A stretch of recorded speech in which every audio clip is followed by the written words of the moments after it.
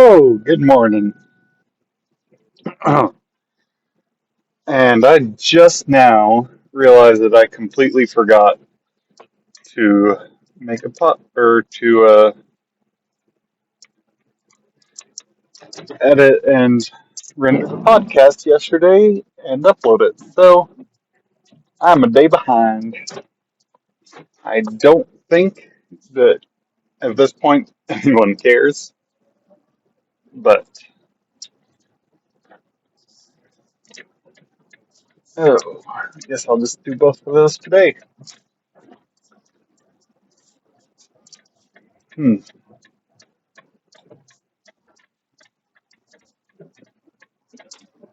Oh, there we go.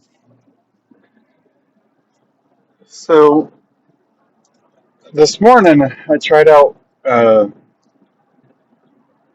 So I Okay, so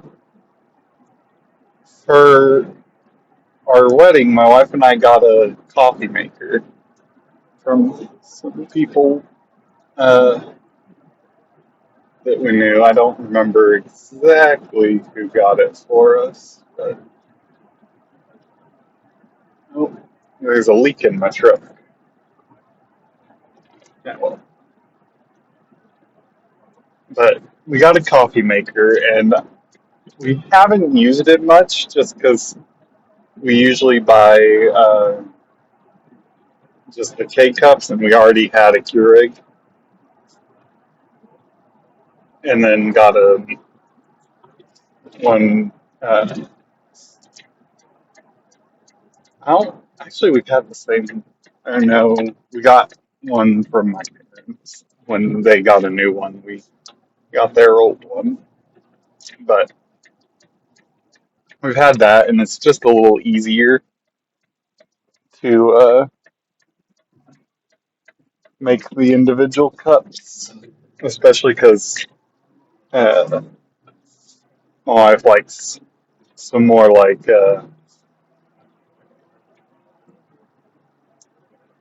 well, she drinks a bit more decaf, and then she likes like peppermint or what you may call it, the fall one, pumpkin spice, those kind of things. And I just like black coffee that's either just plain or uh, usually I get pecans these days. But I used to just get plain coffee. But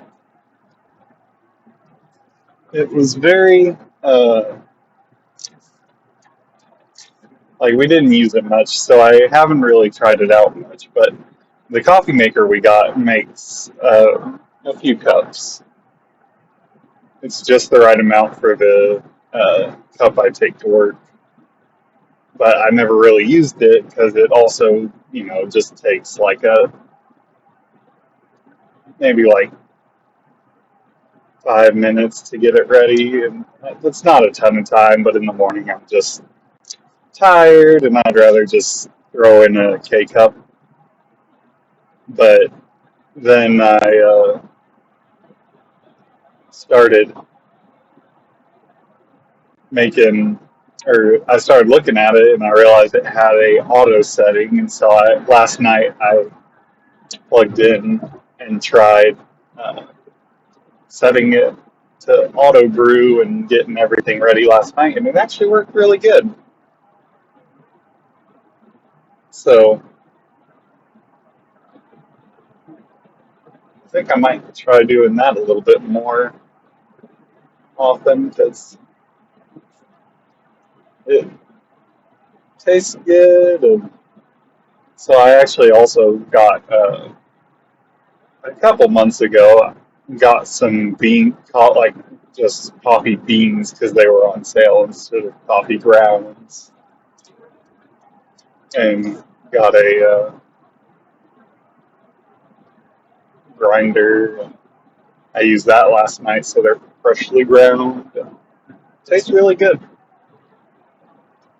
but I don't really remember if I had a point to this story other than to say, yeah, got some good coffee in this fresh ground, and I got it to brew automatically this morning, which that's pretty.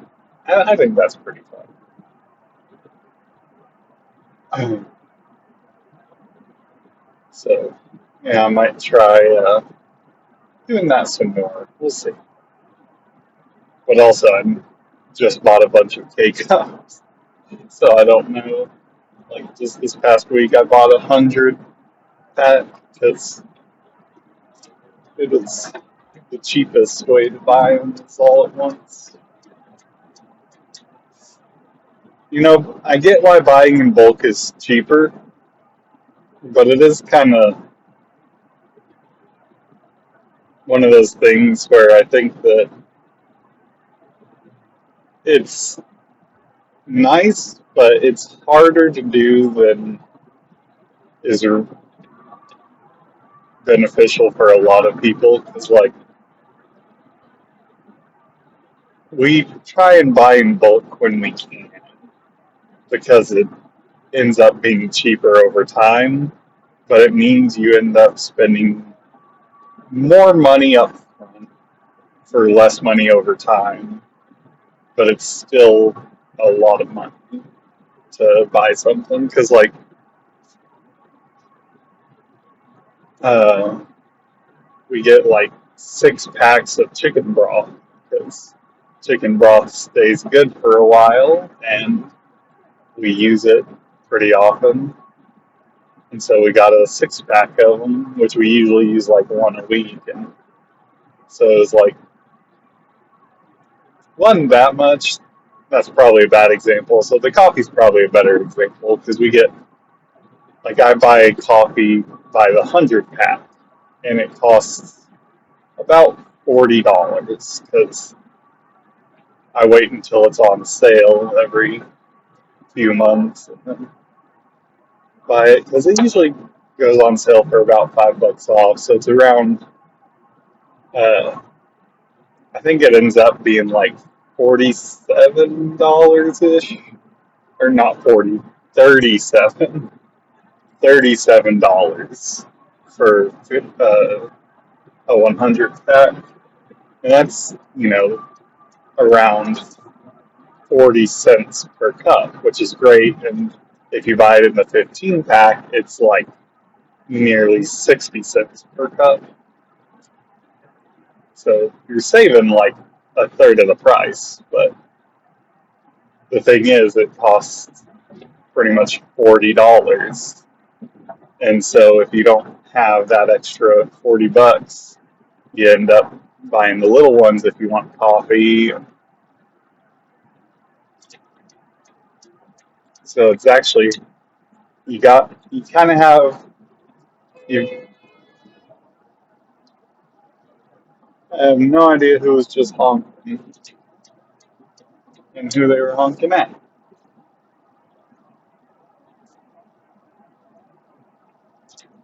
But I know it wasn't me because I wasn't even in that same lane.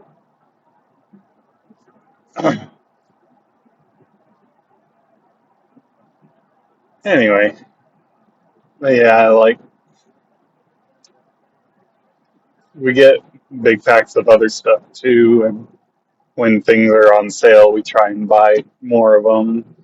Like, the meat went on like ground beef went on sale, so I bought 3 of them instead of the one or two we usually get. Which, I'm blessed with enough money that we can kind of afford to spend more when things are on sale or in buying in bulk so that we spend less money overall. Which I know we'd probably spend the least amount of money going to like Sam's or Costco, but I really prefer HEB because it's not just a little cheaper, it's also very good quality.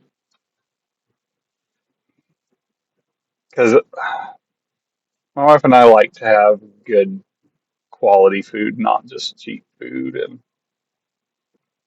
I do think that there is a bit of a difference in quality on a lot of things.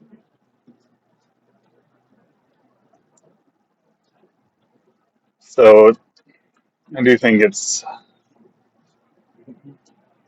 I would rather not spend a ton of money, which is why I'm glad we have an HEB because it actually is one of the lower price points.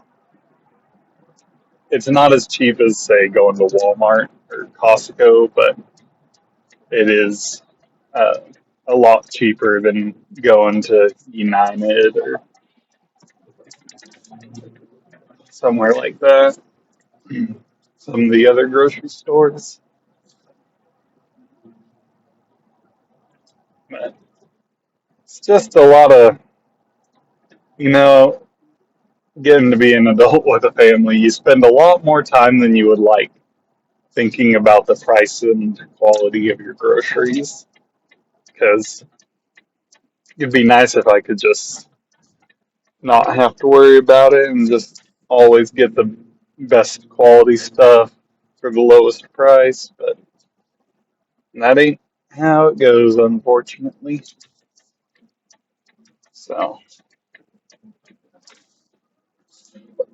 oh, but regardless, I think it'll all go just fine. Anyway, that's all the time that I have for now. So I'll continue this later.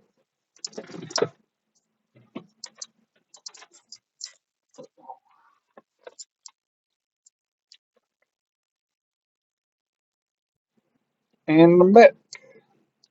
Nope. Is this? Okay, yeah, it's recording. Oh, well, one thing I did not consider is the freshly ground coffee has a lot more caffeine in it, I think, than the other ones. Because I feel a little more jittery, and I usually don't feel jittery with coffee. Oh, so yeah, my hands are a little shaky, so I think I definitely got a higher caffeine level than usual.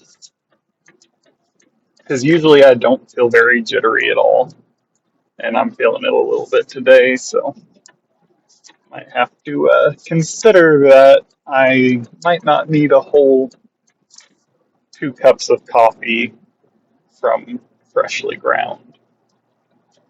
But we'll see.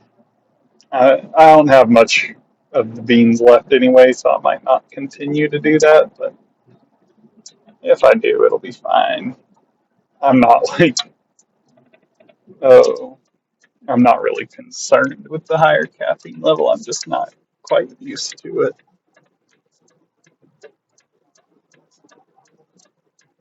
But it is interesting that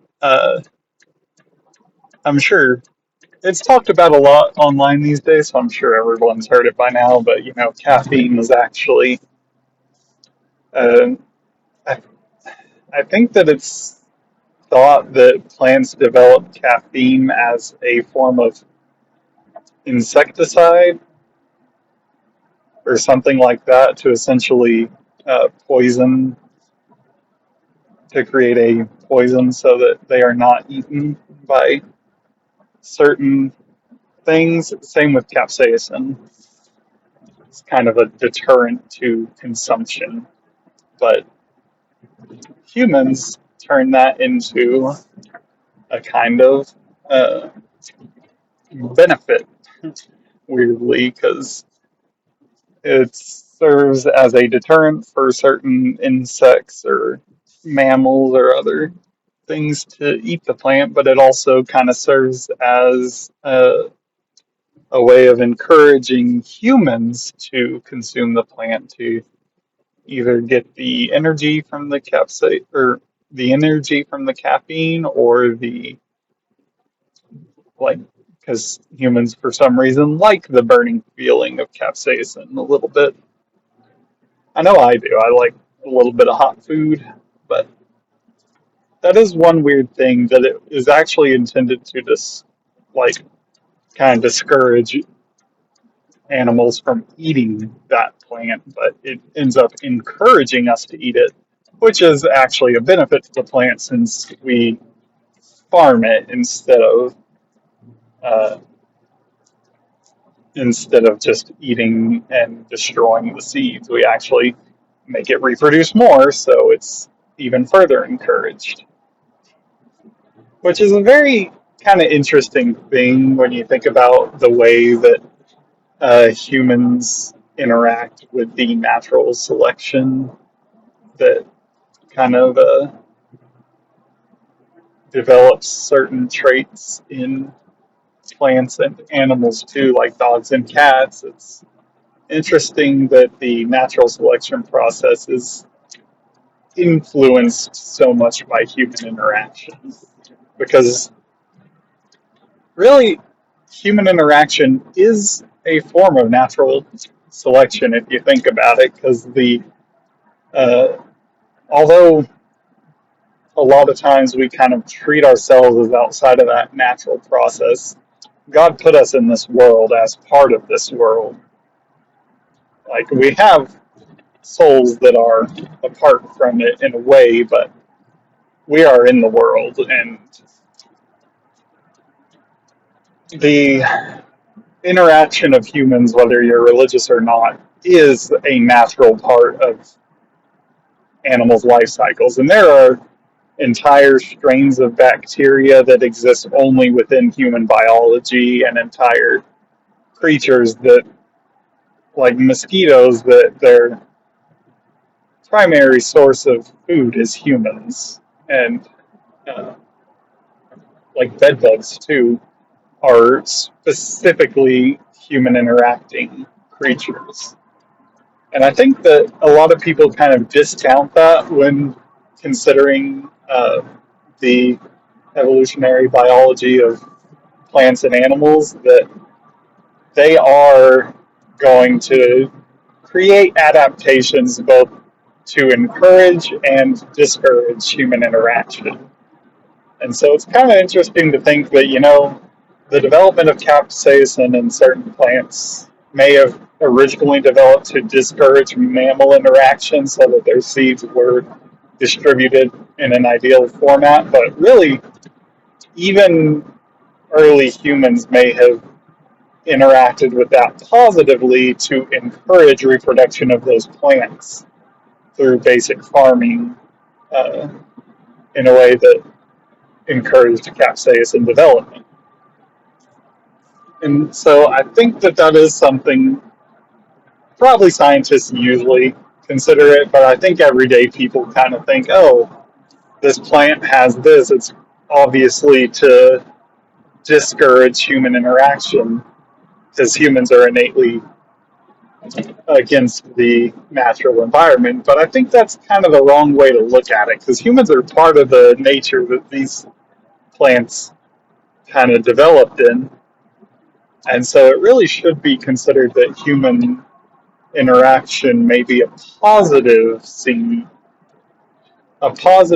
influence on the biology of these plants to develop certain things. And if humans like caffeine, then a plant who develops caffeine is going to get spread more than a plant that doesn't and has all the other same properties. But so there may be multiple benefits, not just one source. I know I've listened to some podcasts about different things. One of them, though, is about dinosaurs, and they kind of talked about the fact that a lot of people kind of view evolution in this weird way where they think that evolution is supposed to make the perfect way to do something.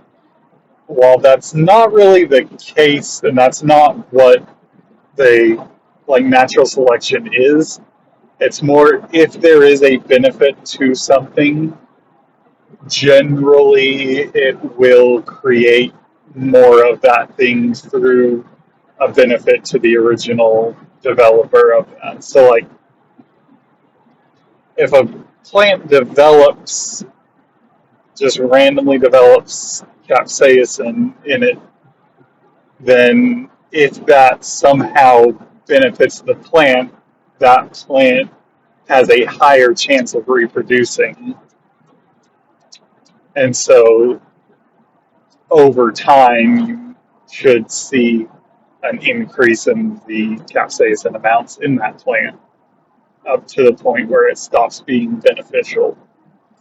But a lot of people think, oh, capsaicin serves this job, so that must be why it was developed. When really it could be something that it's not the best at, but it's better than not having that benefit. Because, like, I remember the specific conversation was on the nails or like the claws of certain dinosaurs as a digging adaptation. And a lot of people kind of were arguing that it didn't make sense because that was not the ideal digging implement for that type of animal. And there were much better animals at digging. But the argument is it's not the best at digging. It's just being used for digging made a slight improvement that provided an advantage. And so even though it might not be the best for digging, it did make digging better. And that's what was being argued, not that it was the perfect digging tool. But that's all the time we have for now, so I will continue this later. Oh, where's the pause? Okay, there we go. Alrighty, welcome back to part 3 of today's episode. And, well, I guess there'll probably be 2 uploaded later today since I forgot to upload yesterday. But it should be fine. Oh, I was trying some new barbecue sauce with lunch and not a huge fan. It was a Kentucky bourbon barbecue sauce, which, like, you could taste the bourbon and it was good, but it just was not good for dipping, which is what I was using it for chicken nuggets. And so I definitely don't recommend it for dipping, although it tastes like it would be great on some pork ribs. So, yeah, might want to try that sometime. But we'll see. So, last night I tried making some crackers, was the original idea. Pretty much I was just going to combine flour, water, and honey and a little bit of salt to make some, like, kind of not bland, well, kind of bland, but some very basic, just light crackers for snacking on. And I added way too much water. Well, not way too much, but I added too much water to the flour. And so it got super sticky and I wasn't able to roll it out thin enough. And so it ended up being more of just like a really kind of, just a very thin bread, which was like the whole point was making kind of unleavened bread style food. Because I just wanted a little something to snack on that wasn't too heavy, but wasn't just overly, I don't know. pretty much I just wanted something dry to that I could bag up and take with me, and then just throw in with any snack, and it wouldn't be out of place. Because I feel like these days the only snack foods I really see are all like super complicated. Like they got chocolate, peanuts, salt, and all these different flavors added. And sometimes I want just a very basic hot flour because I actually really like the kind of wafer bread that you get for churches, the unleavened bread, which is literally just flour, water, and a little bit of salt. And that, like, I don't remember what brand it is. I think it's like the Matza or Maza brand, but just unleavened wafers. And they're just like 6 inch by 6 inch square crackers that is literally just flour, water, and a little bit of salt. And I can just eat those things all day long. But and they're not expensive. I just didn't see any at the grocery store when I was looking for them, and I was like, I could make that myself. So I tried just kind of throwing some ingredients together, just some basic flour and salt, and then I added honey because I wanted them to be a little sweet. And the flavor I got perfect. Like the flavor is exactly what I wanted it to be. The only problem is I made it too sticky, so it ended up being very thick and didn't really cook as a cracker or a wafer. It cooked more as a thin bread, which is still very tasty. Well, it's actually not very tasty, but it's very, I don't know, it's like there's not a lot of flavor to it, but you still want to eat it. So I guess it is tasty. It's just more of a mild flavor or something like that. Kind of like a non bread or a kind of less flavorful tortilla, where it's like perfect for just a very basic kind of nutrition. But I was thinking, yeah, it's good, but I want to try doing it again so I can make it more of a cracker, which was what I was originally going for, and maybe a little less sticky so it's a little less messy this time. But it turned out pretty good, so can't complain. Might also make it at like 375 instead of 350 so that it kind of toasts it a little more. But it was so sticky, I couldn't really get it on just a pan or anything. I put it on some parchment paper, but then I couldn't, it was too sticky to roll it out, so I put another piece of parchment paper on top to squish it out into the right thickness, but then the parchment paper ended up getting stuck really bad. So, long story short, I'm not a great cook. And so, first, for a first try, it wasn't bad, especially considering I had no guidance and no recipe other than thinking about 10 minutes at 350. So I think 375, maybe a little longer than 10 minutes, but we'll see. But I'm going to eat up what I already made first because it seems pretty good. But I've had a bunch of random ideas for cooking recently, just trying out different things like that are just random, like very basic things. I just kind of want to try to test out different basics of cooking because, so much of our food these days is super like processed, or even the all natural stuff is just like a bunch of different ingredients and flavors all thrown together. there's very rarely just some very basic food because a lot of my favorite foods are just like one or two ingredients. And like my favorite snack is just like pecans with a little bit of maple syrup glazed on them.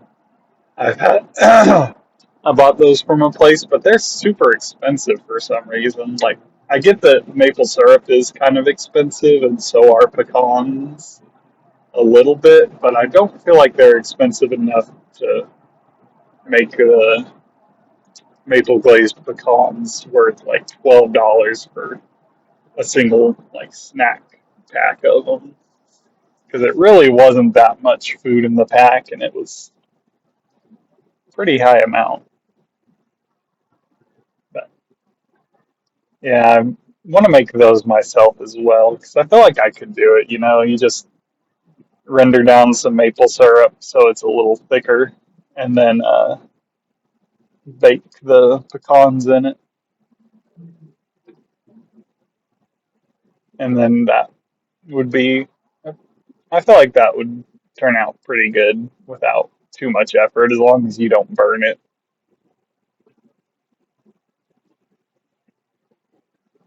But I'm not super experienced at cooking. I've cooked a few different things, but I mostly just follow very easy recipes. So I also kind of wanting to try out different things around cooking just to kind of get a grip on it, see what I can and can't do very easily, and get an idea of different how cooking different things works so that I can make some more educated kind of guesses on what I end up making.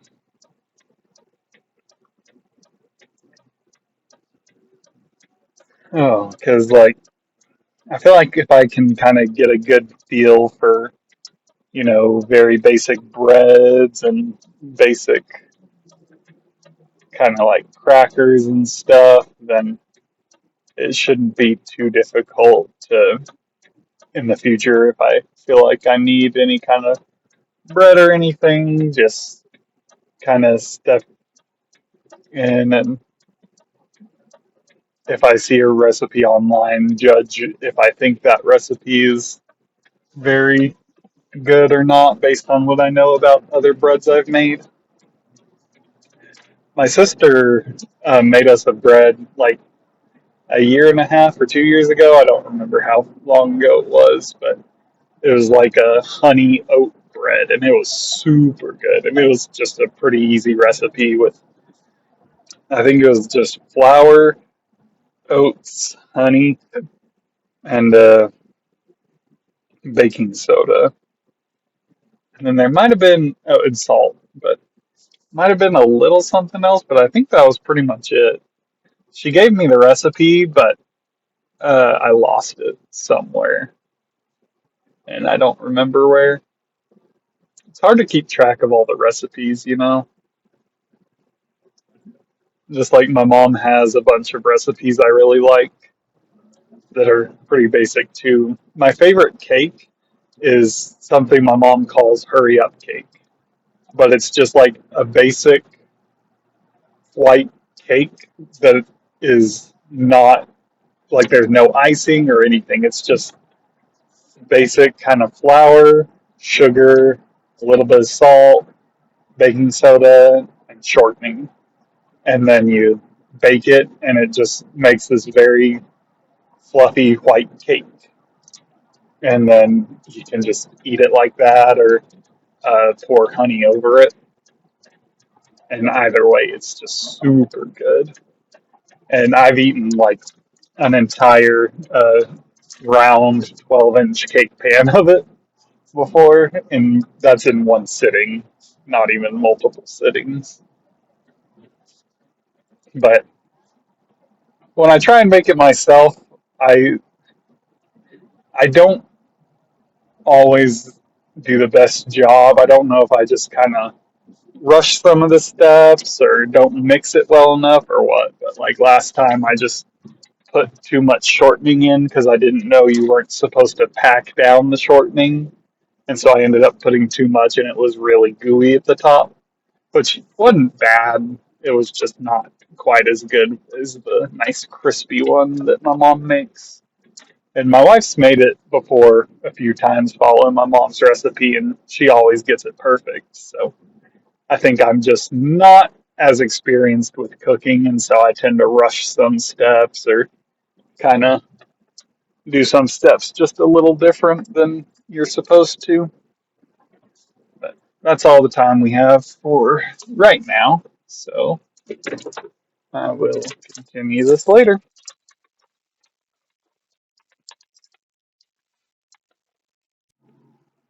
And welcome back to the fourth and final segment of today's podcast. Boy, I had the busiest day I've had in a while, but got a lot of important things done, so that's good. Getting off on time, luckily. Oh, I've been having to work a little bit late several times recently just because things keep running behind, but luckily today, even though there was a lot of things to do, they all got done. So that's good. Oh, yeah. I was thinking earlier, I was listening to music earlier, and I noticed that I recently transitioned from Spotify to YouTube Music. I like YouTube Music better. I feel like it has a little better options for playback and all that.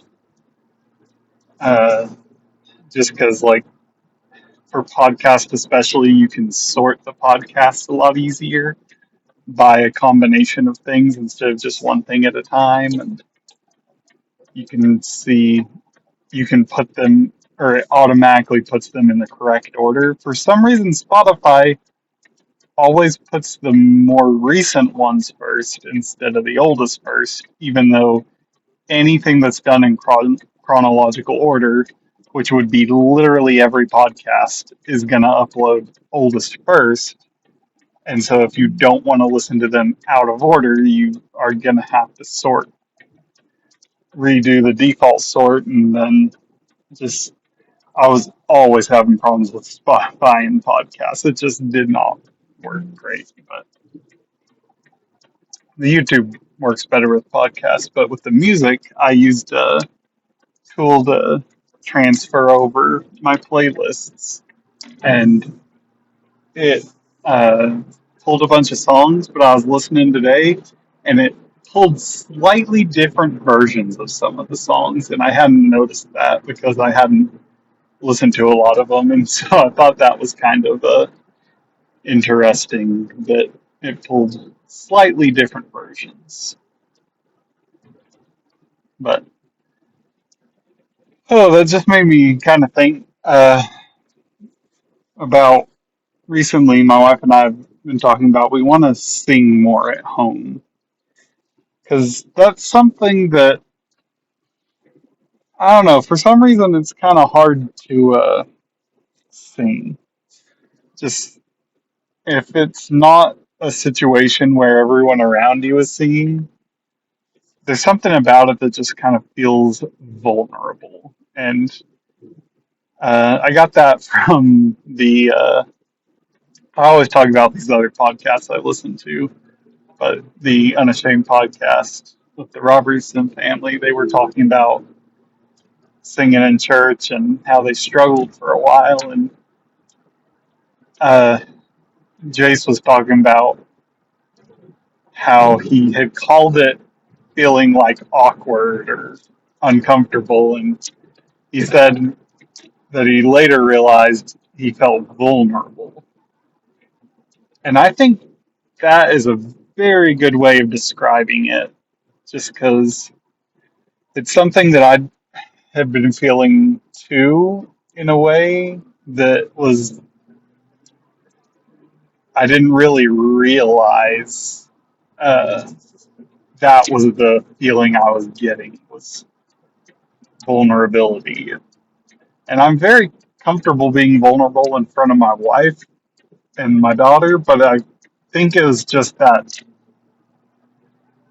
kind of different shift. It wasn't that it was in front of them, because it was that it was constant vulnerability by singing, and not something that we're really used to in our everyday life. It's just opening it up. And I think a lot of it probably comes from the fact that when you're younger, especially, if you sing, you're judged.